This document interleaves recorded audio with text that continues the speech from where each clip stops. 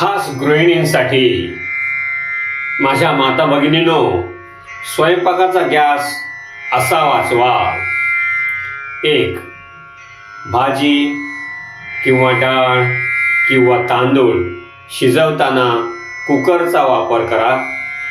लवकर शिजतील, गॅस वाचेल. 2. डाळ किंवा भात किंवा भाजी शिजवताना सुरुवातीला गरम पाणी घातल्यास वेळ व गॅस दोन्ही वाचतील. 3. मध्यम आच बरोबर फास्ट शिजवणार, अधिक कमी गॅस. 4. झाकण लावून शिजवल्यास पदार्थ लवकर शिजतील. 30 ते 40% गॅस वाचतो. 5.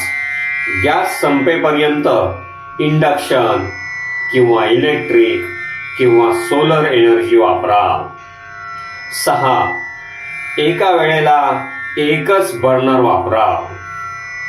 7. भाजी आधी बारीक चिरा, लवकर शिजेल.